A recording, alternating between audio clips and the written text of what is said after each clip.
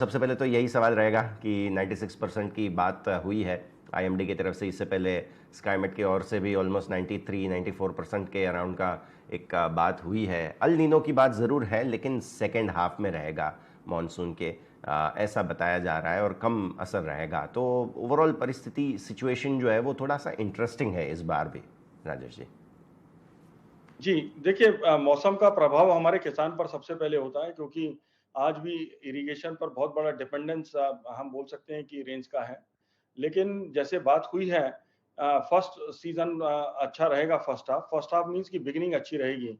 तो इंडिया में 2 तरीके की लैंड्स हैं, इरिगेटेड लैंड्स हैं। इरिगेटेड लैंड्स पे पैडी की सोइंग होती है, या राइस की, या फिर गन्ने की।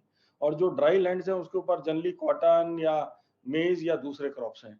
तो मैं ऐसा तो नहीं समझता हूँ कि जो पैडी का फार्मर है या जो गन्ने का फार्मर है वो अपनी क्रॉप को चेंज करके ड्राई क्रॉप की तरफ जाएगा। मुझे ऐसा लगता है कि पैडी और गन्ने की जो सोइंग है वो पूरी तरीके से होने वाली है। गन्ने की सोइंग तो ऑलमोस्ट हो ही चुकी है, हमने देखा ही है, और पैडी की भी सोइंग जबरदस्त तरीके से होगी। और एक बार जब ये सोइंग होगी तो उसकी जो प्रोडक्ट्स हैं उनकी डिमांड भी निकलेगी। सबसे पहले हर्बिसाइड्स का मार्केट स्टार्ट होगा, उसके बाद इंसेक्टिसाइड और फंजीसाइड का मार्केट स्टार्ट होगा। तो इन सब की ही डिमांड डिसेंट तरीके से निकलनी चाहिए। और मुझे ऐसा लगता है मानसून का प्रभाव होता है और बहुत इंपॉर्टेंट रोल प्ले करता है मानसून।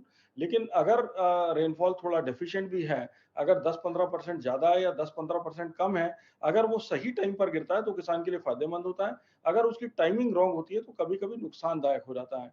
अगर मैं अभी की बात करता हूँ, जो रिसेंट रेनफॉल हमने लास्ट 10-12 दिन में देखा है, तो वो उस वक़्त हुआ है जब क्रॉप हार्वेस्ट के लिए बिल्कुल तैयार है।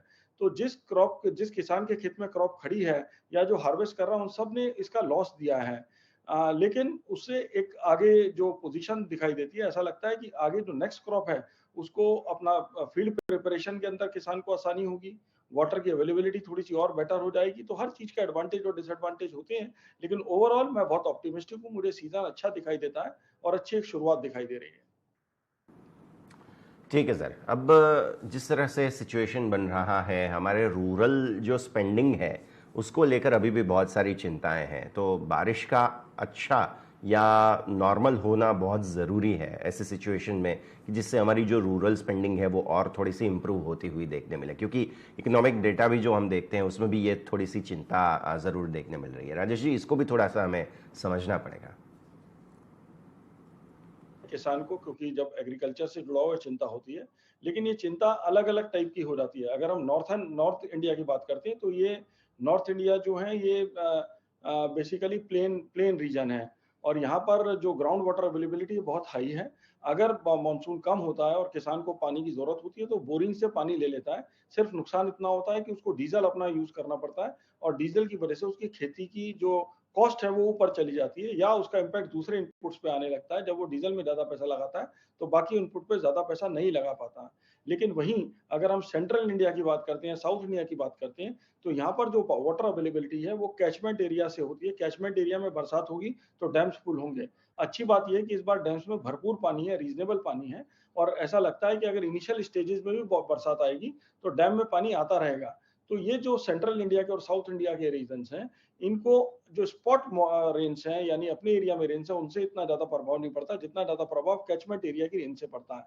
तो अगर हमारे डैम्स के अंदर जिनमें ऑलरेडी पानी है, थोड़ी और इनिशियल रेनफॉल होके उनके अंदर पानी भर जाता है, तो सीज़न के लिए भरपूर पानी मिलेगा, और किसान को जो काम अपना करना है या जो उसको पानी की रिक्वायरमेंट है क्रॉप की, वो पूरी हो जाएगी। तो रिस्क बहुत ज़्यादा नहीं रहता है।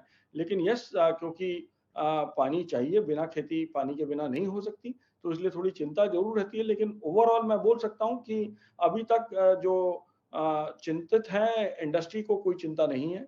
ऐसा लग रहा है कि डिमांड बड़ी अच्छी शुरुआत होगी। जो सोइंग है वो पूरी तरीके से सब क्रॉप्स की रहने वाली है पूरे देश के अंदर, और जो इनिशियल कंजम्पशन है एग्रोकेमिकल की, वो भी एक अच्छी शुरुआत दिखाई देती है। बिल्कुल राजेश जी, बहुत अच्छे से आपने समझाया इस सिचुएशन को। शुक्रिया सर आपका हमारे साथ जुड़ने के लिए और ये सारी बातचीत में जुड़ने के लिए। Thank you sir.